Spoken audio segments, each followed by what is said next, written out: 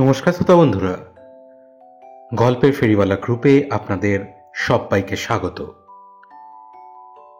আজ আপনাদের জন্য আমাদের বিশেষ নিবেদন, সুলেখিকা সাঁচির কলমে প্রফেসর গোলকের একটি দুর্দান্ত কল্পবিজ্ঞান সিরিজের গল্প, প্রফেসর গোলক ও অ্যাকোয়া পিল। গল্পপাঠে তথা প্রফেসর গোলকের ভূমিকায় রাজদীপ চক্রবর্তী, মিস্টার যোশীর ভূমিকায় মৃন্ময় মান্না, ডরথির ভূমিকায় জয় ভট্টাচার্য, পয়ধরের ভূমিকায় বাক্য বাগীশ ও শ্যামের ভূমিকায় সুদীপ্ত সরকার। আবহ সঙ্গীত Rajdeep Chakraborty, poster design scribbling mind থেকে শ্রাবণ। সমগ্র পর্ব পরিকল্পনা ও পরিচালনায় টিম গল্পের ফেরিওয়ালা। শুরু হচ্ছে আজকের বিশেষ নিবেদন, সাঁচির কলমে প্রফেসর গোলক ও অ্যাকোয়া পিল। আমি এখন কলকাতা এয়ারপোর্টের পাশেই একটা হোটেলের সুপার ডিলাক্স রুমে স্টাডি টেবিলে বসে ডায়েরি লিখছি। আমার কাটোয়ার বাড়ি এবং ল্যাবরেটরি ছেড়ে এখানে বসে রয়েছি প্রায় দিন তিনেক হতে চলল। আসলে এবার বিশ্ব বিজ্ঞানী সম্মেলন প্রথমবার আমাদের দেশ থেকে আয়োজন করা হচ্ছে। ভারতের পক্ষে এত বড় সম্মেলনের বন্দোবস্ত করা কি মুখের কথা? তাই বেশ আগে থাকতেই একটা সাজো সাজো রব পড়ে গেছে গোটা কলকাতা জুড়ে। কত নামি দামি বিদেশি অতিথি আসবে এখানে, কত স্বনামধন্য বিজ্ঞানীরা আমাদের দেশে আতিথ্য গ্রহণ করবে। ভারতে অতিথি হলো নারায়ণ, তাই চেষ্টার কোনো ত্রুটি রাখা হচ্ছে না কোনো পক্ষেই। আর সরকারের তরফ থেকে আমাকে বিশেষভাবে অনুরোধ করা হয়েছে অতিথি অভ্যাগতদের আপ্যায়নের দিকটা একটু দেখে রাখবার জন্য। মানে আর কিছুই নয়, ওই ব্যবস্থাপনা সব ঠিকঠাক হচ্ছে কিনা তা দেখা আর প্রয়োজনে সঠিক পরামর্শ দেওয়া, এই আর কি। আমাকে অবশ্য হাতে কলমে কিছুই করতে হয় না। আমার সাথে এসব কাজ করার ও সব কিছু দেখার জন্য দুজনকে দেওয়া হয়েছে। একজন সরকারি উচ্চপদস্থ আমলা, বছর 55 সৌমেন চাকলাদার, আর অন্যজন তারই সহকারী, বছর 27 এক তরুণ, নাম বিভাস মালিক। কাজকর্ম যা সব এরাই সামলায়, আমি শুধু একটু দেখে শুনে রাখি এই মাত্র। আসলে আমি মানে এই গোলকচন্দ্র সাঁতরাই এই দেশে একমাত্র বিজ্ঞানী যে সাম্প্রতিক সময়ে ভারত থেকে এর আগে বহুবার বিভিন্ন দেশে বিজ্ঞানী সম্মেলনে যোগ দিয়েছি। তাই এই ধরনের সম্মেলনের আয়োজনের বিষয়ে আমার থেকে ভালো উপদেষ্টা আর কেউ হতে পারবে না বলেই ঊর্ধ্বতন কর্তৃপক্ষের বিশ্বাস। আর সেই নিয়ে আমাকে পত্র মারফত ইতিমধ্যেই তারা বহুবার যথেষ্ট বিরক্ত করে ফেলেছে। অবশ্য এত বড় মাপের এবং ইন্টারন্যাশনাল আয়োজনের জন্য ব্যয়ভার ও দায়িত্বভার এই দুটোই বহন করার সুযোগ ভারতের এখনো পর্যন্ত বিশেষ একটা হয়ে ওঠেনি। আর এটাও তো অস্বীকার করার কোনো জায়গা নেই যে নিজের সংস্কার মনস্ক দেশে বিজ্ঞানের এমন উদযাপন ও স্বীকৃতিকে আমি মনে মনে বেশ আপ্লুতই হয়েছি। ধর্মপালন নিয়ে আমার কোনো কালেই বিরোধ ছিল না, সেটা ঠিক, তবে বিজ্ঞানের গতিপথে তা যেন বাধা না দেয় সেটাই কাম্য। প্রথমে আমিও কিন্তু ভারী অবাক হয়েছিলাম খবরটা শুনে। আসলে এসব কাজে কর্মে খরচ বেজায় বেশি। সত্যি বলতে 7 দিন এক পাল বিদেশি অতিথি পোষা আর হাতির পাল পোষা একই ব্যাপার। তাদের থাকা খাওয়া, দেখভাল, সুযোগ সুবিধে, আমোদ প্রমোদ, বিনোদন এসব তো থাকেই, সাথে আবার 1000 লোকের থাকে 1000টা আজগুবি বায়নাক্কা। না, সকলেই যে তেমন সেটা বলছি না, তবে একজন থাকেন সত্যি বড়ই বিরক্তিকর। আজ অবশ্য আমার এই সন্দেহে নিরসন হলো। শুনলাম এক শিল্পপতি নাকি এই সম্মেলনের পুরো খরচটা দিচ্ছেন, তবে তার বদলে তার চেনা কোনো এক বিজ্ঞানীকে তার কোনো একটা রিসার্চ নাকি ডেমনস্ট্রেট করতে দিতে হবে। বস্তুত ভারত থেকে আমরা দুজন মাত্র বিজ্ঞানী সকলের সামনে নিজেদের রিসার্চ ডেমনস্ট্রেট করব। আমার অবশ্য এই সম্মেলনের জন্য নতুন আবিষ্কারের কাজটা এখনো শেষ হয়নি। এই গত 3 দিন ধরে এদের ব্যবস্থাপনার কাছে যথেষ্ট ব্যস্ত ছিলাম। যদিও সম্মেলন শুরু হতে এখনো দিন 10 বাকি, কিন্তু বিভিন্ন দেশ থেকে অতিথিরা মাত্র 3 দিন পর থেকেই আসতে শুরু করবেন। যদিও আমার আশা মতো আবিষ্কারের কাজ অগ্রসর হলে তার আগেই আমার আবিষ্কার সম্পূর্ণ হয়ে যাওয়া উচিত। 25শে মার্চ। আজ আমার সাথে সৌমেন বাবুর এক প্রস্থ মতবিরোধ হয়ে গেল। বিষয়টা বিশেষ কিছু না, অতিথি আপ্যায়নের ক্ষেত্রে রেসিপি সিলেকশন নিয়ে। আমার মতে ভারতে এসে নানা রকম ভারতীয় ক্লাসিক কুইজিন চেখে দেখতে পারলে সবারই বেশ ভালো লাগবে, সকলেই সেটা উপভোগ করবে। তবে পাশাপাশি অল্প কিছু চাইনিজ ও কন্টিনেন্টাল মেনুও রাখা যেতেই পারে। ভারতের এক একটা অংশের ঐতিহ্য ফুটে উঠুক সেই অঞ্চলের সাবেকি খাবার পরিবেশনের মধ্যে দিয়ে। শুধু মেন কোর্সই নয়, বরং নানা ধরনের রকমারি স্টার্টার, ডেজার্ট, এমনকি স্ন্যাক্সেও ফুটে উঠুক আমার দেশ। রান্নার পথ থেকে শুরু করে উপস্থাপনা সবেতেই থাকুক ভারতীয়ত্বের ছোঁয়া। এমনকি বিনোদন হিসাবে পুরুলিয়ার ছৌ নাচ কিংবা দক্ষিণের কথাকলি, ভারতনাট্যম যেমন একটা সুন্দর ভাবনা বয়ে আনবে, তেমনই উপভোগ্য হবে উত্তরের রাগ সঙ্গীত, সেতারের আলাপ অথবা রবীন্দ্রনাথের গান, সাথে পুতুল নাচ, পটের গান অথবা বাউলের দোতারা তুলে ধরবে গ্রামের মেঠো সুর। বিজ্ঞান সম্মেলনের জন্য উপযুক্ত ফেসিলিটি আর উচ্চমানের বন্দোবস্ত তো থাকবেই, পাশাপাশি যেন এই কদিনের ভারত ভ্রমণ সম্মেলনের সাথে সাথে এক টুকরো ভারতের গন্ধ বয়ে আনে আমার সব বন্ধুদের কাছে।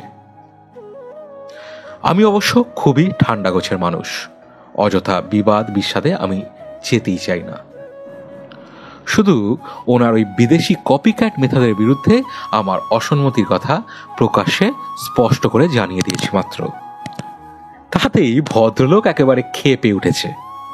বড্ড অসহিষ্ণু মানুষ, একজন আমলার এমন ব্যবহার চোখে লাগতে বাধ্য। বিভাস বলে ছেলেটি অবশ্য মিশুকে, তার সাথে এই কদিনেই আমার বেশ আলাপ পরিচয় হয়েছে। তার মতে সরকারি কর্তৃপক্ষ নাকি ইতিমধ্যেই আমার মতামতই সবচেয়ে বেশি গুরুত্ব দিচ্ছে, আর তাতেই নাকি আমার ওপর বেজায় চটে উঠেছে ওই ভদ্রলোক। 28শে মার্চ। এই দুদিন প্রচণ্ড ব্যস্ত থাকায় ডায়েরিয়া লেখা হয়ে ওঠেনি। কালকে দেশ বিদেশ থেকে প্রায় অধিকাংশ বিজ্ঞানী কলকাতা বিমানবন্দরে পৌঁছেছেন। তাদের রিসিভ করতে যেতে না হলেও সবকিছুর প্রাথমিক তদারকি আমাকেই করতে হয়েছে। আসলে সৌমেনবাবু হঠাৎই গেস্ট রিসিভ করার নামে এয়ারপোর্টে গাড়ি সমেত হাওয়া হয়ে যাওয়ায় সত্যি সত্যি খানিকটা আতান্তরেই পড়েছিলাম। বিভাস বলে ছেলেটি সেই মুহূর্তে সবকিছু সামাল না দিলে সত্যি ভারী মুশকিল হতো। ছেলেটির উপস্থিত বুদ্ধি যথেষ্ট, সাথে বেশ পরিশ্রমীও। মোট মিলিয়ে এই কদিনের পরিচয় ছেলেটিকে বেশ লেগেছে। ওর কাছ থেকে আজ একটা নতুন খবরও পেলাম। আমার অনুমান একেবারে নির্ভুল, কারণ এই সৌমেনবাবু আদতেই বিশাল মাপের কোনো উঁচু দরের আমলাই নন। যে শিল্পপতি এই আয়োজনের খরচ বহন করছেন তাঁর সুপারিশেই এই দায়িত্ব ভদ্রলোক পেয়েছেন। অবশ্য দু একজন বিজ্ঞানী আজ সকালেও এসে পৌঁছেছে। এদের মধ্যে আমার প্রিয় বন্ধুবর ম্যাক উইসলি ও উইলহেম ডরথিও আছে। আজ অবশ্য কাজের চাপে তাদের সাথে বিশেষ কথাবার্তা হয়নি। ওরা দুজনও যথেষ্ট ক্লান্ত ছিল, তাই ভেবেছি একেবারে কালকেই যাব ওদের ঘরে। এর মধ্যে আমার জন্য দুটো খুশির খবর আছে। প্রথমটা হলো, কাল থেকে আমায় আর এসব কাজে দেখাশোনা বিশেষ করতে হবে না, কারণ সামনেই বিজ্ঞানী সম্মেলন আর প্রথম দিনেই আমার ডেমনস্ট্রেশন। তাই এবার সরকার থেকে আমাকে আপাতত এই সম্মেলনের দায়িত্ব থেকে অলিখিত মুক্তি দেওয়া হয়েছে। আর দ্বিতীয় খুশির খবর হলো, এই সব কিছুর মধ্যে আমার আবিষ্কারের কাজটা শেষ হয়ে গিয়েছে। আমার নতুন আবিষ্কার অ্যাকুয়া প্রেশার পিল। এইবার বিজ্ঞান সম্মেলনের থিম হলো জল, অর্থাৎ জল, জলজ জীবন, জল সংক্রান্ত যে কোনো আবিষ্কার আর তথ্য নিয়ে আলোচনা হবে এখানে। আমার এই আবিষ্কার অ্যাকুয়া প্রেশার পিল একদম এই সম্মেলনে ডেমনস্ট্রেট করার জন্য উপযুক্ত।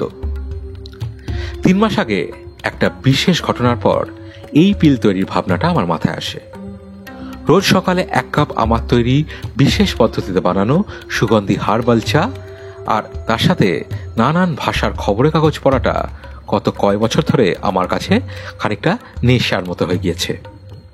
সেখানেই দেখলাম তাহিতি উপকূলে একজন ভারতীয় ডুবুরি, বা বলা ভালো পার্ল ডাইভার, ইকুইপমেন্ট সমস্যার কারণে মারা গিয়েছে।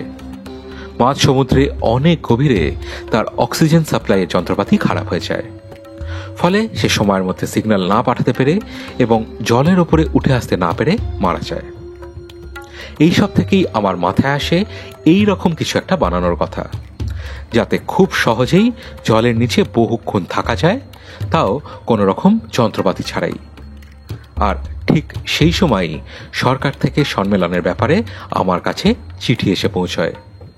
তাই পুরো দমে এই বড়ি তৈরির কাজে আমি লেগে পড়েছিলাম। প্রথমবার নিজের দেশে বিজ্ঞানী সম্মেলন হচ্ছে বলে কথা। এই অ্যাকোয়া প্রেশার পিল দেখতে আর 5টা সাধারণ ওষুধের মতোই। ছোট্ট একটা বড়ি, খাবার নিয়ম সোজা, একবার জিভের তলায় রাখলেই টুক করে গলে গিয়ে পেটে চলে যাবে। স্বাদও মধুর মতো মিষ্টি। তবে আসল বিশেষত্ব এর রঙে। এই বড়ির রং উজ্জ্বল সমুদ্র নীল, যেন এক টুকরো সফেন সিন্ধু এসে ধরা দিয়েছে। এই পিল একবার খেলে জলের তলায় একটানা 8 ঘন্টা সাধারণভাবে যে কেউ বাঁচতে পারে, শ্বাস নিতে পারে, এমনকি যে কোনো রকম গভীরতায় জলের মারাত্মক চাপ সহ্য করতে পারে।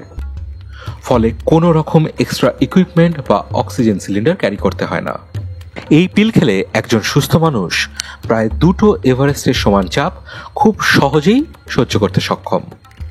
এমনকি এই পিল নিলে একটানা জলের নিচে থাকলেও শরীরে তার কোনো রকম প্রভাব পড়বে না। আবার ওই সময়ের মধ্যেই হঠাৎ জল থেকে বের হয়ে এলেও সাধারণ বাতাসে ডাঙার ওপর একেবারে স্বাভাবিক প্রতিক্রিয়া থাকবে, কোনো রকম অসুবিধা হবে না। আজকের দিনে এই পিল যে জলের নিচে জগৎ ও জীবন সম্পর্কে অনেক অজানা তথ্য জানতে খুব সাহায্য করবে সেটা বলাই বাহুল্য। মোটামুটি এমনি জলের তলায় এর পরীক্ষা করে দেখে নিয়েছি। আমার পোষ্য ময়না বুলবুলকে আমার সাথেই নিয়ে এসেছিলাম। ওকে একটা প্রেশার ম্যাক্স মেশিনে জলে পুরে খাঁচা শুদ্ধ গত 2 দিন ধরে বসিয়ে রেখেছি। প্রেশার ম্যাক্স মেশিনটা অনেক দিন আগেই আমি তৈরি করেছিলাম। এই যন্ত্রে কোনো জিনিস রেখে তার উপর যত ইচ্ছে চাপ বাড়ানো বা কমানো সম্ভব। আর পাশের ব্যারোমিটার যন্ত্রে এই প্রেশার কত সেটা দেখাও সম্ভব। এক কথায় ল্যাবরেটরিতে চাপ সংক্রান্ত যে কোনো পরীক্ষা করতে এই যন্ত্র খুবই কার্যকারী। আজ ওই যন্ত্র থেকে খাঁচা তুলে দেখলাম ও দিব্য আছে। তবে 2 দিন জলের নিচে থাকায় আমার উপর খানিকটা বিরক্ত হয়েছিল। ওর প্রিয় খাবার দিয়ে ওর রাগ ভাঙাতে হয়েছে। তবে এটাও ঠিক যে বুলবুল না চাইলে ওকে ওই যন্ত্রে রাখা আমার পক্ষে সম্ভব হতো না। ভারী বুদ্ধিমান প্রাণী। আমার বিশ্বাস ও নিজেও এই পরীক্ষার গুরুত্ব বুঝতে পেরেছে। 2 দিন বাদেই এই অ্যাকোয়া প্রেশার পিলের ডেমনস্ট্রেশন। এর জন্য রাত দিন জেগে এই গত 3 মাসে কাজের ওপর একটা প্রবন্ধ লিখেছি। তাছাড়া কোথাও কোনো ফাঁক যাতে না থাকে তাই সবটা একবার দেখে শুনে চোখ বুলিয়ে নিয়েছি। এটাই হবে সম্মেলনে আমার রিসার্চ পেপার। এমনকি এখানকার একজন মেকানিকের হেল্প নিয়ে বেশ বড় মাপের কাঁচের একটা প্রেশার ম্যাক্স মেশিন তৈরি করে তার পাশে ব্যারোমিটার সেট করে দিয়েছি। এই যন্ত্রে মানুষ নামিয়ে এই বড়ির কার্যকারিতা খুব সহজেই পরীক্ষা করা যাবে। আমি অবশ্য একবার মেশিন ভর্তি জলে নেমে দেখে নিয়েছি। তবুও একবার অন্য কাউকে দিয়ে পরীক্ষা করিয়ে নিলে ভালো হয়। এছাড়া সম্মেলনের আগে আপাতত হাতে তেমন কোনো কাজ নেই। 29শে মার্চ। একটু আগেই ম্যাক ও ডরথি সহ আরও 3 জন বিজ্ঞানীর সাথে ডিনার সেরে ঘরে ঢুকলাম। এদের মধ্যে অনেকেই আমার বন্ধুস্থানীয় না হলেও পরিচিত। আসলে এই কয়দিনে হয়তো আর ডায়েরি লেখা হয়ে উঠবে না, তাই আজ যতটা পারি লিখে নিচ্ছি। আজ সকালে উঠেই প্রথমে গিয়েছিলাম আমার 2 পুরনো বন্ধুর সঙ্গে দেখা করতে। বরাবরের মতোই ম্যাক উচ্ছ্বসিত হয়ে আমাকে জড়িয়ে ধরল। যদিও ডরথিকে এখানে দেখে আমি খানিকটা অবাকই হয়েছিলাম, কিন্তু ম্যাকের থেকে শুনলাম ও নাকি তার ডেমনস্ট্রেশনে হেল্প করার জন্য এসছে এই সম্মেলনে। অবশ্য সম্মেলনের নিয়ম মতন বিজ্ঞানীদের সাথে একজন করে সহকারীর সকল দায়িত্ব বরাবর আয়োজক দেশগুলো নিয়ে থাকে। ওদের সাথে মোট মিলিয়ে সকালটা আমার মন্দ কাটল না। পুরনো খোঁজ গল্পে হয়তো বেলা পেরিয়েই যেত, যদি না হোটেল থেকে লাঞ্চের ডাক আসতো। দুপুরে খাওয়া দাওয়া সেরে ঘরে আসতেই দেখি বিভাস বলে ছেলেটা ঘরে আমার জন্য অপেক্ষা করছে। আসলে আগের দিন কথায় কথায় ওকে আমার আবিষ্কারের ম্যানুয়াল পরীক্ষাটার কথাটা বলেছিলাম, কিন্তু ও যে এভাবে নিজে এসে মেশিনটাতে নেমে পরীক্ষা করতে রাজি হবে তা ভাবেনি। তবে কাজকর্মে ছেলেটা একেবারে ফুরসত পায় না। সৌমেন বাবুর লোকটা ওকে সারাটা দিন একেবারে নাকে দম করে রাখে। আজ কি একটা কাজে ভদ্রলোক নাকি বাইরে গেছে, ফিরবে কাল বিকেলে, পরশু সম্মেলন, তাই বিভাস ওই দিকটা একটু দেখে শুনে নিয়েই সুযোগ মতো সোজা চলে এসছে আমার কাছে। আমি ওকে একটা অ্যাকোয়া প্রেশার পিল খাইয়ে মেশিনের ভেতর নামিয়ে দিলাম। পরবর্তী কয়েক ঘন্টা ছেলেটা খুব স্বাভাবিকভাবেই ওখানে ছিল। এক কথায় বলতে গেলে আমার পরীক্ষা একদম 100% সফল। এখন শুধু সম্মেলনের অপেক্ষা। 1 এপ্রিল, কাল থেকে আজ পর্যন্ত ঘটনাবহুল 2 দিন গেল আমার জন্য। বিজ্ঞানী সম্মেলনে আমার ডেমনস্ট্রেশন পুরো বিজ্ঞানী মহলে একটা আলোড়ন ফেলে দিয়েছে, তাতে কোনো সন্দেহ নেই। বিশেষত প্রেশার ম্যাক্স যন্ত্রে আমার পরীক্ষামূলক প্রদর্শন বিপক্ষের মুখ বন্ধ করার জন্য যথেষ্ট ছিল। এক কথায় আমার গবেষণা একদম চূড়ান্ত মাত্রায় সফল। সম্মেলনটা মেটার পর থেকে আজ রাত পর্যন্ত প্রায় বেশ কয়েকটা ভাষার একাধিক সংবাদপত্রে আমার ইন্টারভিউ নেওয়া হয়ে গিয়েছে।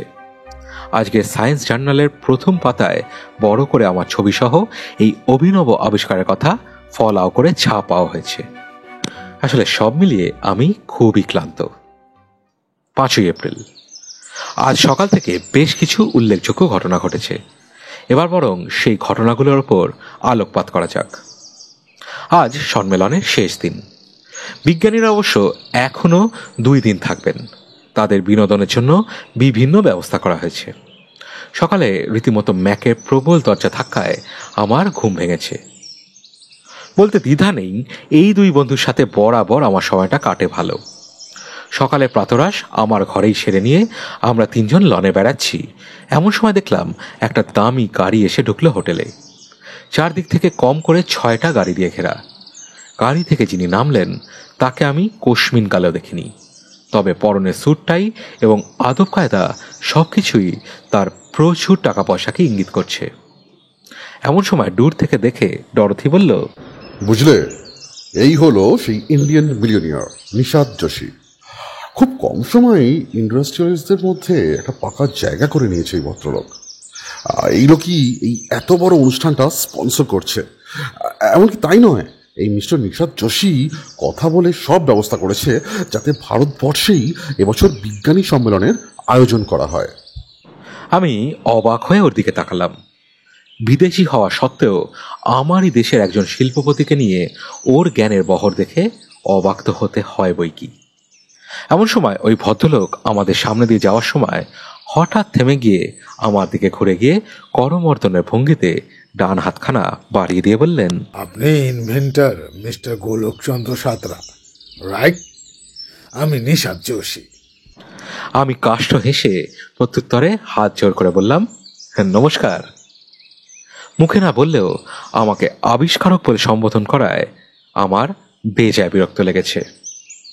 আমার মতে আমি শুধু আবিষ্কারক নই, আমি একজন বিজ্ঞানী, জ্ঞানের সাধক মাত্র। উনি অবশ্য একটুও না ঘাবড়ে প্রতি নমস্কার করে হেসে বললেন, ইটস ওকে। আপাতত যখন একই জায়গায়, তখন আলাপ পরিচয় তো হতেই থাকবে। আজ সম্মেলনের পরে ডিনারে আপনার ইনভিটেশন রইল আমার তরফ থেকে। আশা করি আসবেন। ভদ্রলোক আমাকে আর কিছু বলার সুযোগ না দিয়েই এরপর তড়িঘড়ি হেসে চলে গেলেন। তবে ওনার কথা বলার ভঙ্গিটা আমার বিশেষ ভালো ঠেকল না। সব থেকে বড় কথা, আমার পাশে 2 জন জলজ্যান্ত মানুষ রয়েছে, তাদের প্রতি ভ্রুক্ষেপ মাত্র করল না। কিন্তু কি আর করা যাবে, ইচ্ছে না থাকলেও ডিনারে সম্ভবত আমাকে যেতেই হবে।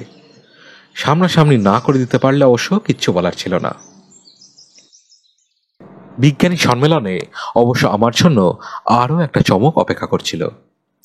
আজ সম্মেলনের শেষ দিনে সেই বিজ্ঞানীর বক্তৃতা দেওয়ার ছিল, যিনি নিশাদ যোশীর সুপারিশে এবার সম্মেলনে নিজের কোনো একটা আবিষ্কার ডেমনস্ট্রেট করবেন। তাছাড়া বিজ্ঞানী সম্মেলনের অন্য কোনো ইভেন্টে, এমনকি হোটেলের কোথাও তাকে দেখতে না পাওয়ায় সকলের মধ্যে একটা কৌতূহল ছিল, কে এই বিজ্ঞানী।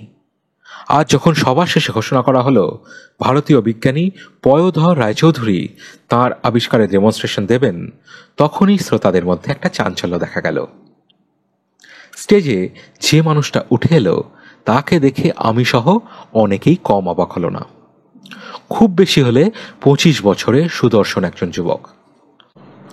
একটা ছোট্ট চশমার বাক্সের মতন জিনিস হাতে নিয়ে উঠে এলো। কিন্তু অত্যাশ্চর্য ব্যাপারটা ঘটল এরপর। আগামী 2 ঘন্টা ধরে সে যে বক্তৃতা সহ ডেমনস্ট্রেশন দিল তা আমাদের সকলের কাছে শুধু যে আশ্চর্যের ছিল তাই নয়, এটা চোখের সামনে আসলেই সত্যি হতে দেখে আমাদের বিজ্ঞানীদের সামনে আজ একটা নতুন আলো দরজা খুলে গেল। আসলে ওর হাতের বাক্সের মতো যন্ত্রটায় রয়েছে একটা চশমা। এটা কোনো সাধারণ চশমা নয়। এটা চোখে পড়লে জলের নিচে গভীর থেকে গভীরে যে ঘন স্লিট ক্লাউড থাকে, হাই পাওয়ার ওয়েভ ইউজ করে তার প্রভাব কাটিয়ে জলের ভেতর যে কোনো কিছু খুব স্পষ্টভাবে দেখা যাবে। খুব সহজ ভাষায় বোঝাতে হলে বলা যায় স্লিট ক্লাউড হলো পলি কাদা, যার জন্য জলের নিচে দৃশ্যমানতা কমে যায়। এমনকি এর সাথে আছে একটা হাই পাওয়ারের ক্যামেরা এবং মাইক্রোচিপ। চোখের সামনে যা দেখা হবে তাই রেকর্ড হবে চিপে। এক টানা 3 দিনের ঘটনা একটা চিপে রেকর্ড করা যাবে। প্রথমে অনেকেই বিষয়টা বিশ্বাস করতে পারছিল না, কারণ পয়োধর দাবি করছে যে জলের নিচে ঘন থেকে ঘন ক্লিট ক্লাউড ওর এই আবিষ্কারের কাছে কিছুই নয়। প্রথমে আমিও বিশ্বাস করিনি, কিন্তু কৃত্রিম সুইমিং পুলে নেমে আমি সহ বেশ কয়েকজন বিজ্ঞানী ও মিডিয়া নিজে এই বিষয়টা পরীক্ষা করে দেখার পর সংশয়ের কোনো অবকাশই ছিল না। কম বয়সী ছেলেটা যে একজন অসাধারণ আবিষ্কার করেছে তাতে কোনো সন্দেহ নেই। এরকম প্রতিভা সত্যিই গর্ব করার মতো। দেশের উচিত এই প্রতিভাকে আরও এগিয়ে যেতে সাহায্য করা। সম্মেলনের এইসব কিছু মিটতে আমাকে যে আবার যেতে হয়েছিল নিশাদ জ্যোতির সাথে ডিনারের জন্য। ওনার সুইটের সামনে থেকে একজন ভিআইপি গেস্টের মতন সম্মান দিয়ে আমাকে যেখানে নিয়ে যাওয়া হলো সেই টেবিলে আমার জন্য যোশী ছাড়াও আরও একজন অপেক্ষা করছিল। সে আর কেউ নয়, আজকের সমস্ত উত্তেজনার প্রাণকেন্দ্র পয়োধর নিজে। তবে সবচেয়ে বড় চমক তো এরপর আমার জন্য অপেক্ষা করছিল। ফর্মালি আলাপ পরিচয় সেরে আমি পয়োধরকে কংগ্রাচুলেট করলাম। ছেলেটি একটু চুপচাপ, তবে বেশ ভদ্র এবং আন্তরিকভাবেই আমাকে গ্রহণ করল। কুশল বিনিময় করে আমরা সকলে নিজেদের সামনে সাজানো প্লেটে মনোনিবেশ করলাম। আমার কথা মতোই ইন্ডিয়ান থিমেই আমাদের প্রতিদিনের খাবার তৈরি হয়েছে। আজকে সম্মেলনের শেষ দিনে পদে ও পরিবেশনে ছিল বাঙালিয়ানা।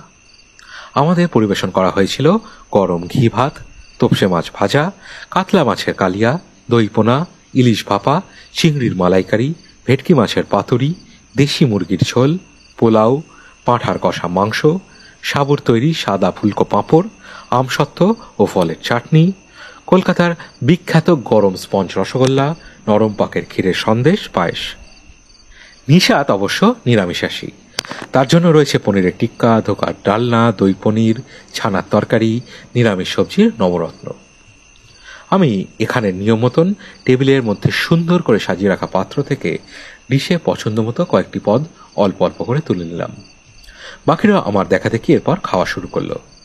ডিনার শেষে মিস্টার যোশী আমার দিকে তাকিয়ে বললেন, ডক্টর সাঁতরা, আমি জানি আপনাকে আলাদা করে এইভাবে ডিনারে ইনভাইট করার জন্য আপনি একটু অবাকই হয়েছেন, বাট একটা বিশেষ প্রাইভেট আলোচনার কারণেই আপনাকে একা পাওয়ার খুবই প্রয়োজন ছিল আমার। যোশীর কথা শুনে আমার ভ্রু দুটো কুঁচকে উঠল। এরপর প্রায় 1 ঘন্টার কাছাকাছি যোশী আমাকে যেসব কথা বললেন তার মর্মার্থ করলে যা দাঁড়ায় তাতে আমি খানিক শিউরে উঠলাম। ভদ্রলোক চান আমার এবং পয়োধরের আবিষ্কারের সাহায্য নিয়ে মারিয়ানা ট্রেঞ্চের জীবকুল এক্সপ্লোর করতে, যেখানে এখনো মানব চক্ষের অন্তরালে অনেক না জানা রহস্য লুকিয়ে আছে। এখন এই মারিয়ানা ট্রেঞ্চ কিন্তু যে সে ব্যাপার নয়। প্রশান্ত মহাসাগরের মাঝে এই বিশেষ অঞ্চলটা একেবারে পৃথিবীর সর্বনিম্ন অংশ।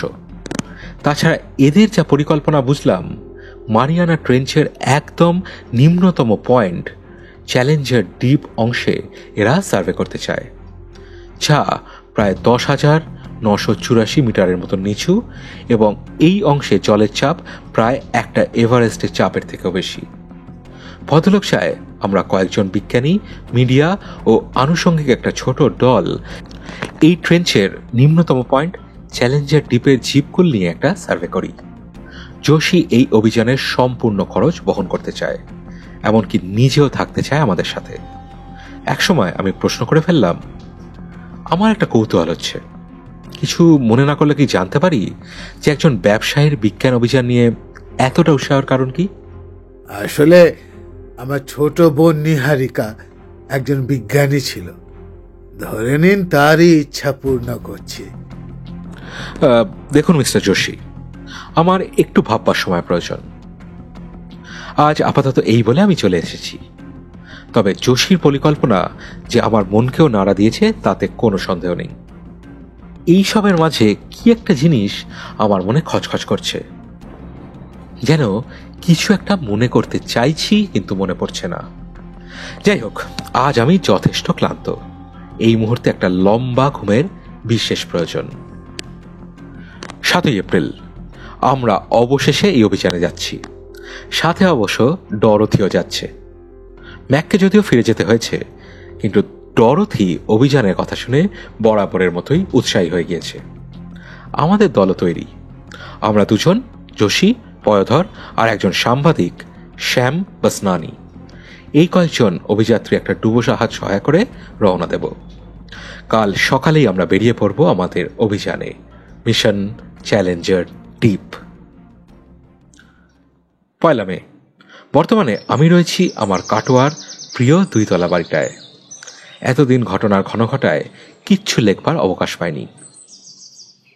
আমি প্রফেসর গোলক চন্দ্র সাঁতরা এর আগে বহু ভয়ানক অভিযানের সাক্ষী হয়েছি, কিন্তু এবার অভিযানের সাথে সাথে যে ভয়ঙ্কর পরিস্থিতি এবং বিপদের মোকাবিলা করে বেরিয়ে এসেছি, সেটা ভাবলে আজও আমার শরীর শিউরে ওঠে। আগে যেমন লিখেছিলাম, 8 তারিখ মানে শনিবার সকালে আমরা 5 জন অভিযাত্রী সকলে মিলে একটা বড় জাহাজে করে রওনা দিয়েছি। আপাতত কোনো কাজ নেই। প্যাসিফিক ওশিয়ানে ঢোকার পর ওখানেই একটা জায়গা থেকে আমরা যোশীর ব্যবস্থা করে রাখা সাবমেরিনে উঠব। সেখান থেকে শুরু হবে আসল অভিযান। আমরা অন্যভাবেও এতটা পথ যেতে পারতাম, কিন্তু সমুদ্রের পরিবেশে শরীরকে মানিয়ে নেওয়ার জন্য এই যাত্রা বেশ উপযোগী। যদিও আমার সামুদ্রিক পরিবেশের সাথে বরাবর বেশ একটা সখ্যতা রয়েছে, তবুও এরপর সি সিকনেস কাটানোর জন্য একটা নতুন কিছু বানাতে গেলে খুব একটা মন্দ হয় না। জাহাজে ওঠার পর ব্যাগ খুলে আমার ডায়েরিটা বার করতে গিয়ে আমি অবাক হয়ে গেলাম। নেই। তন্ন তন্ন করে খুঁজে দেখলাম।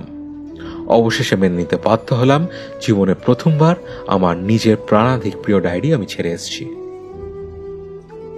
ডায়েরি না পেয়ে আমি ভীষণ আশ্চর্য হলাম। আমার স্মৃতিশক্তিতে কি তবে মরচে ধরল? তার সাথে একটা খচখচানি রয়ে গিয়েছে, কি একটা জিনিস আমি যেন মনে করেও ধরতে পারছি না। এই সময় মেমোরিভার্স যন্ত্রটা হাতের কাছে থাকলে ভালো হতো। আমার তৈরি এই যন্ত্র যে কোনো পুরনো ভুলে যাওয়া স্মৃতি থেকে প্রশ্ন উত্তরের মাধ্যমে সহজেই প্রয়োজনীয় তথ্য মনে করে পেতে পারে। অবশ্য এই মুহূর্তে যন্ত্রটা কতটা উপকার হবে বলা শক্ত, কারণ কি যে ভুলে গেছি সেটাও ঠিক বুঝতে পারছি না। যাই হোক, ডরথি আর শ্যাম এসে ঠেলাঠেলি করায় ভাবনাটা এখানেই স্থগিত রেখে অগত্যা উঠে পড়তে বাধ্য হলাম। এই কিছু সময়ই আমরা সকলেই একে অপরের বেশ ভালো বন্ধু হয়ে উঠেছি, শুধু পয়দর বাদে। এমনকি যোশীও নিজের ব্যবসায়ের খোলস ছেড়ে আমাদের সাথে বেশ খোলামেলা আচরণ করেন। শুধু পয়দরই চুপ করে এক কোনায় বসে দিনরাত একা একা কি সব ভাবে, কখনো উদাস হয়ে সমুদ্রের দিকে তাকিয়ে থাকে। কেউ কিছু বললে হেসে যথাসম্ভব অল্প কথায় উত্তর দেয়। ডরথি আর শ্যাম এসে জাহাজ মাতিয়ে রেখেছে। ওরা পর্যন্ত বার কয়েক চেষ্টার পর হাল ছেড়ে দিতে বাধ্য হলো। আমিও বারণ করলাম। হয়তো ছেলেটা এমনই, চুপচাপ, আপন ভোলা। 2 দিন পর একটা পরিত্যক্ত কান্ট্রি বন্দর থেকে আমরা সাবমেরিনে যাত্রা শুরু করলাম। যোশীকে প্রশ্ন করাতে সে জানালো যাতে এখনই বেশি জানাজানি না হয়, তাই এই ব্যবস্থা। সাবমেরিনটা অবশ্য অন্যান্য সাবমেরিনের তুলনায় কিছুটা ছোট, একটু অন্যরকমও বটে।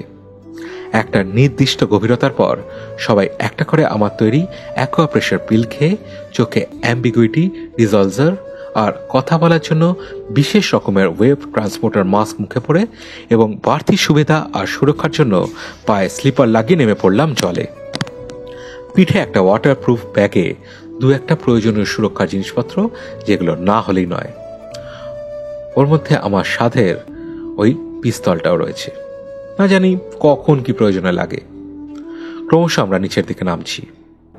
আমার হাতে প্রেশার ম্যাক্স যন্ত্রের জন্য তৈরি বিশেষ ব্যারোমিটারের কাঁটা ধীরে ধীরে উঠছে। প্রেশার বাড়ছে। ৯,০০০, ৯,৫১০, ৯,৭৯০, ১০,০০০, ১০,৪০০। অবশেষে দিক নির্দেশ মেনে এসে পৌঁছলাম সেই জায়গায় যেখানে পৌঁছানো একটা চ্যালেঞ্জার ডিপ, যার গভীরতা ১০,৯৮৪ মিটার আর চাপ একটা গোটা এভারেস্টের থেকেও কিছুটা বেশি। একটু বাদেই ডরথির উচ্ছ্বসিত গলা ওয়েব ট্রান্সপোর্টার হয়ে আমাদের কানের মধ্যে ধাক্কা খেল। ইস, ফ্ল্যাক আনা হয়নি। নীল আর্মস্ট্রংয়ের মতো আমাদেরও নিজেদের কিছু মার্ক রেখে যাওয়া উচিত। আমি বললাম, তুমি ভুলে যাচ্ছ আমাদের চোখের সামনে সবটাই কিন্তু রেকর্ড হচ্ছে, তাই ডাঙায় উঠে স্মৃতিচারণের যথেষ্ট উপাদান পাবে। আমরা ঘুরে ঘুরে চারদিক দেখতে লাগলাম। সমুদ্রের নিচের শোভা এমনিতেই অপরূপ, তার ওপর আমাদের সামনে আজ খুলে গিয়েছে অনাবিষ্কৃত এক জগতের দুয়ার। চারদিকে নানা রঙের প্রবাল, লম্বা কোরাল রিফ, তবে সমুদ্রের এই গভীরতম অংশে থাকার জন্য একটু অন্য রকমের, তীক্ষ্ণ এবং অস্বচ্ছ। সব থেকে উল্লেখযোগ্য এদের রং বর্ণনার ঊর্ধ্বে। আমার দেখা যে কোনো প্রবাল প্রাচীরের থেকে সুন্দরতম এই কোরাল রিফগুলো। অবাক হয়ে দেখতে লাগলাম রং বেরঙের চ্যাপ্টা মাছ, পোকা জাতীয় প্রাণী, আরও কত রঙিন নাম না জানা জীব। যেন রামধনু রাজ্যে পৌঁছে গিয়েছি আমরা। এমন সময় হঠাৎ শ্যাম চেঁচিয়ে উঠল। আমরা তার দিকে তাকাতেই তার আঙুল যেদিকে ইশারা করল, তা দেখে আমাদের হৃৎপিণ্ড জমাট বেঁধে গেল। আমাদের থেকে ২০-২৫ হাত দূরে দুটো হলুদ ফ্যাকাশে চোখ আর স্টিলের মতন ঝকঝকে তীক্ষ্ণ দুটো সদন্ত নিয়ে যে প্রাণীটা আমাদের দিকে তাকিয়ে আছে, তাকে তিমি মাসের প্রাগৈতিহাসিক আমলের দাদু বললেও ভুল কিছু বলা হয় না। আকারে একটা প্রমাণ সাইজের নীল তিমির প্রায় ১০ গুণ। নীলাভ একটা আলো ঠিকরে পড়ছে আদ্যপান্ত চ্যাপ্টা শরীরে। গোটা শরীরটা দেখলে হঠাৎ একটা বাঁকানো তলোয়ারের কথা মনে হয়। আমরা বিপদ বুঝে তড়িঘড়ি উপরের দিকে উঠতে শুরু করলাম। পেছন ফিরে দেখলাম মাছটা আমাদের পিছু নিয়েছে। যদিও ওই অতিকায় প্রাণীটাকে মাছ বলা চলে কিনা সেটা জানা নেই আমার। কিছু দূর যেতেই বুঝলাম গতিতে এর সাথে পেরে ওঠা স্বয়ং উইসেন বোল্টের অসাধ্য। তাই অগত্যা আমার ব্যাগ থেকে অদৃশ্য ওষুধটা বার করে দ্রুত সবাইকে একটা করে দিয়ে দিলাম। ওর চোখের সামনে থেকেই আমরা হঠাৎই নেই হয়ে যাওয়ায় জোয়ার পরনায় ক্ষুব্ধ হয়ে মৎস্য দেবতা আবার নিজের রাজকীয় চালে অন্যদিকে ফিরে গেলেন। আমরা হাঁফ ছাড়লাম, কারণ আমাদের দিকে ধেয়ে এলে হয়তো আমাদের গন্ধের কারণেই আমরা ধরা পড়ে যেতাম। অনেকেই জানে না মানুষের শরীরেও একটা বিশেষ গন্ধ রয়েছে।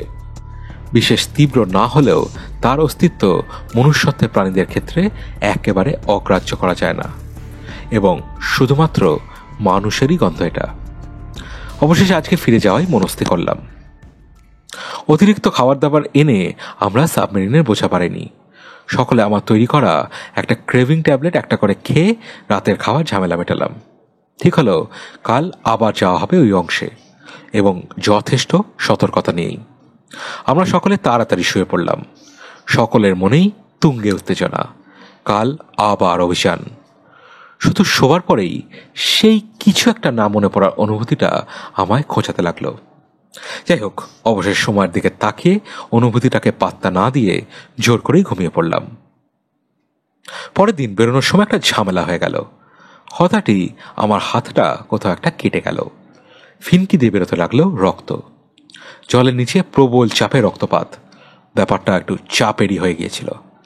তবে শরীরে আগে থেকেই অ্যাকোয়া প্রেশার পিল মিশে যাওয়ায় অতটা ভয়ের কিছু হয়নি যতটা হতে পারত।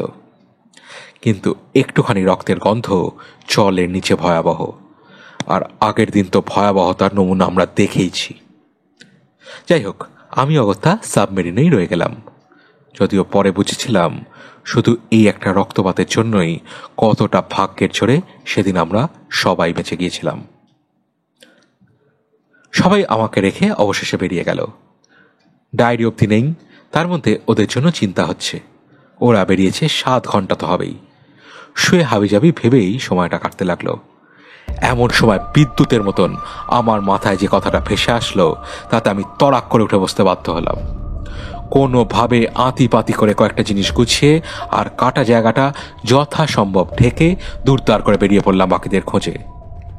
যা ভাবছি সেটা যদি সত্যি হয়, তাহলে এখনই ওদের কাছে পৌঁছানোটা ভীষণভাবে দরকার।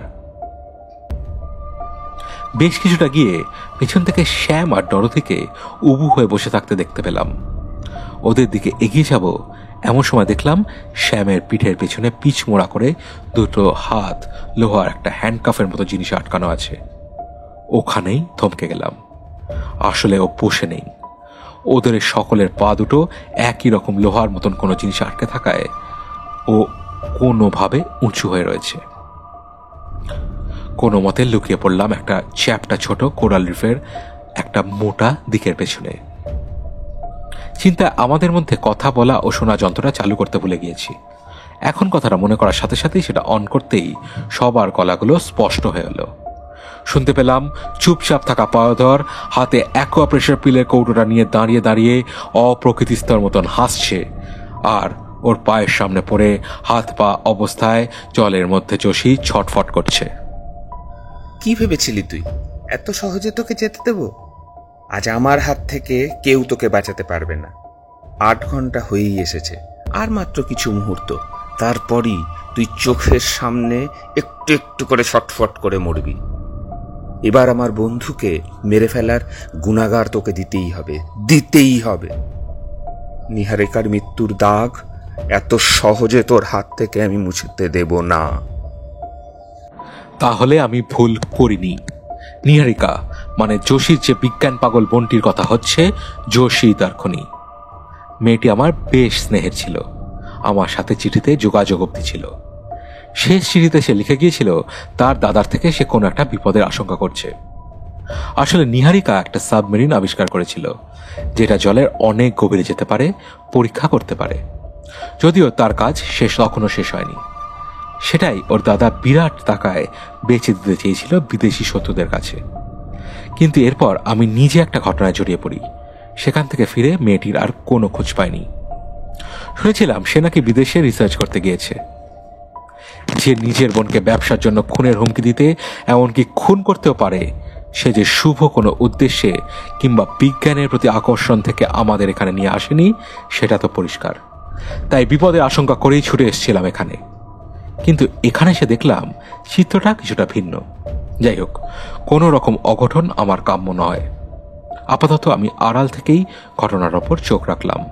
শ্যাম চেঁচিয়ে উঠল, এভাবে তুমি কাউকে খুন করতে পারো না, এটা ক্রাইম। তুমি চাইলে এই লোকটাকে আইনের হাতে তুলে দিতে পারো, আমি হেল্প করবো তোমায়। এখন আমাদের ছেড়ে দাও প্লিজ।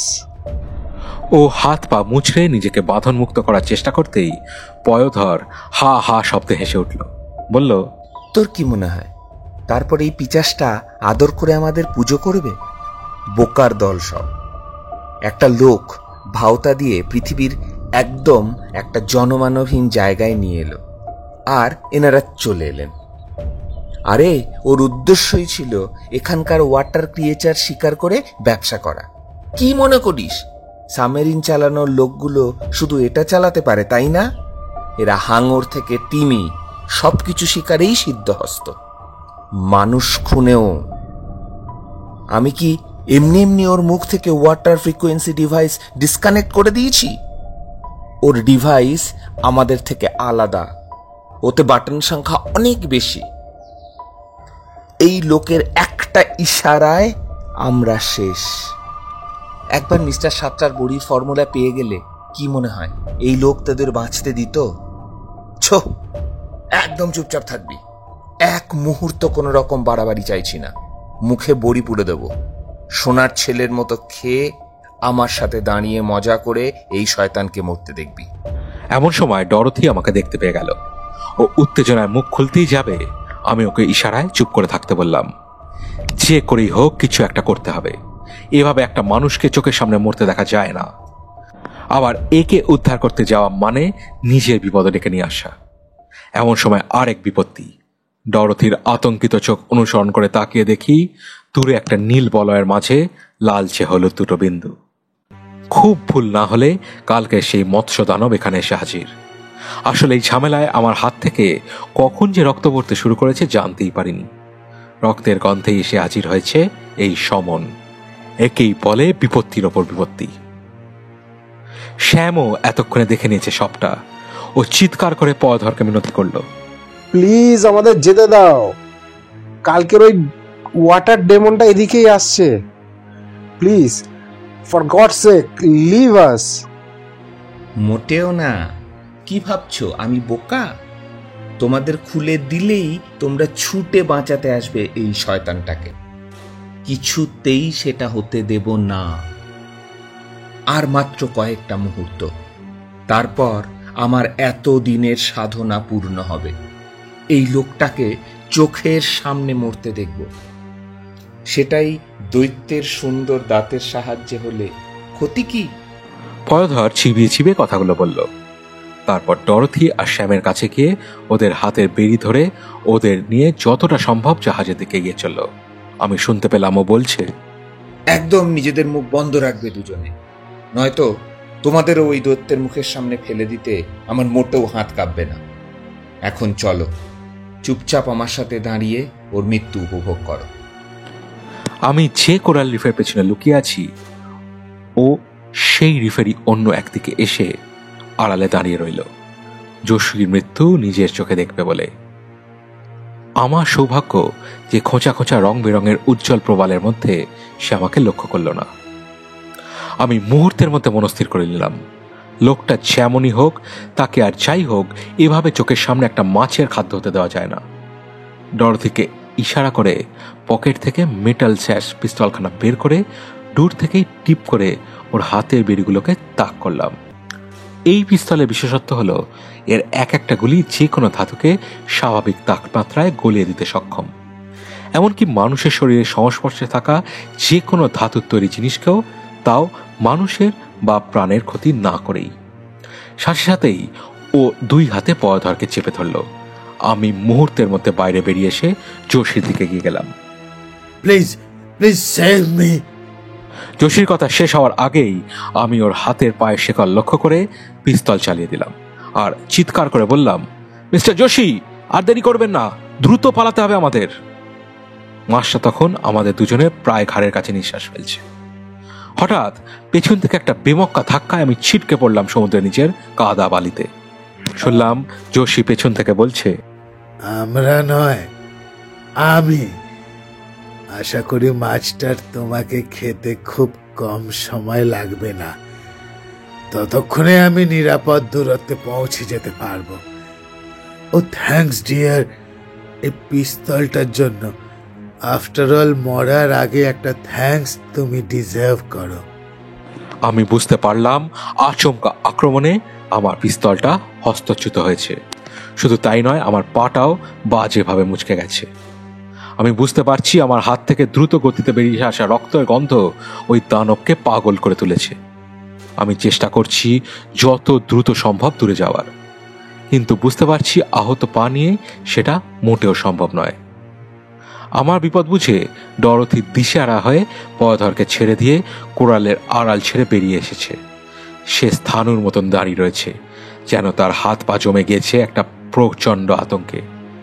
এদিকে পয়ধর ছাড়া পেতেই হিংস্র হয়ে তেড়ে গেছে যোশীর দিকে, কিন্তু যোশী মিটিমিটি হেসে তার কোমর থেকে টেনে বার করে পয়ধর দিকে বাগিয়ে ধরেছে আমার একটা ছোড়া। খেলা ঘুরে গিয়েছে। পয়ধর এখন চরম বিপদে।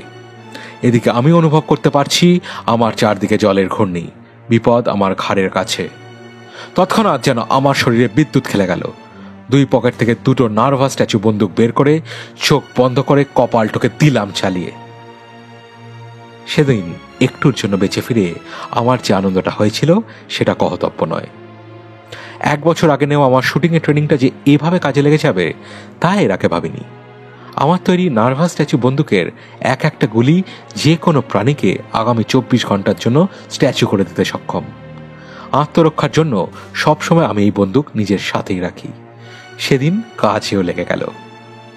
একদিকে মৎস্যদানব কুপকাত, অন্যদিকে যোশীর হাত ফসকে ছোড়া পপাত ধরণী তলে এবং আপাতত আমার চিন্ময়।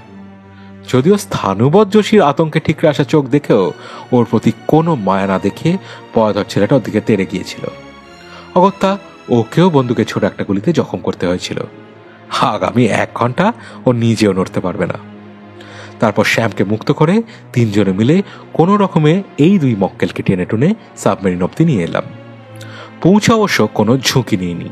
2 জনকে মোটা রশি দিয়ে বেঁধে সাবমেরিনে রওনা হয়ে গিয়েছিলাম। এইবারের জন্য যথেষ্ট হয়েছে অভিযান। ফেরার পর শ্যাম নিজে যোশীকে আইনের হাতে তুলে দিয়েছে। যদিও সাজা কতটা হবে তা নিয়ে আমার বিস্তর সন্দেহ আছে। আমি অবশ্য কারোর উপর ভরসা করিনি। আমার নিজের তৈরি কোল্ড মেটামের একটা লাইভ ডোজ বড়ি ওকে ঘুমের মধ্যে জলে গুলে খাইয়ে দিয়েছিলাম। আপাতত যতদিন বাঁচবে সর্দি কাশির অব্যর্থ প্রভাব থেকে ওর রক্ষা নেই। পয়দার পরে ছেলেটার কিছু জরিমানা হয়েছিল, আমি মিটিয়ে দিয়ে তাকে সাথে করে নিয়ে এসেছি। ছেলেটি প্রতিভাবান, তবে মানসিক অস্থিরতা অনেকটাই বেশি। আপাতত ওকে আমার রোবট লোহালালের কড়া দায়িত্বে রেখেছি। তার কাছে সে ডিসিপ্লিন শিখছে। ইচ্ছে থাকলে ওই ছেলে বহু দূর যাবে। শ্যাম অবশ্য প্রচন্ড হতাশ, কারণ আমাদের অভিযানের রেকর্ডিংগুলো কি করে জানি সবটাই ডিলিট হয়ে গিয়েছে। ডরথি অবশ্য আরও একবার যেতে চেয়েছিল চ্যালেঞ্জার পয়েন্টে, কিন্তু আমি রাজি হইনি।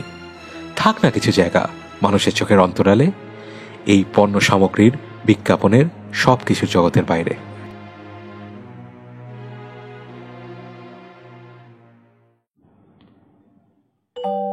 কেমন লাগলো আজকের গল্পটি? যদি ভালো লেগে থাকে অতি অবশ্যই ভিডিওটিকে লাইক করুন, ভিডিওটি শেয়ার করুন, যাতে আরও বেশি সংখ্যক লোকের কাছে আমরা পৌঁছতে পারি। আর আপনাদের মতামত দয়া করে কমেন্ট সেকশনে লিখে আমাদেরকে জানান। আর নতুন শ্রোতা বন্ধুরা দয়া করে চ্যানেলটিকে সাবস্ক্রাইব করে আমাদের পাশে থাকুন। দেখা হবে আগামী সপ্তাহে আরও একটি দুর্দান্ত গল্পের সাথে। আজ গল্প পাঠে ছিল মৃন্ময়, সুদীপ্ত, জয়, বাক্যবাগীশ ও আমি রাজদীপ। ফিরব আগামী সপ্তাহে। ততদিন সবাই ভালো থাকবেন, সুস্থ থাকবেন, আর অবসর সময় অতি অবশ্যই শুনতে থাকবেন গল্পের ফেরিওয়ালা গ্রুপের নানান অডিও স্টোরি।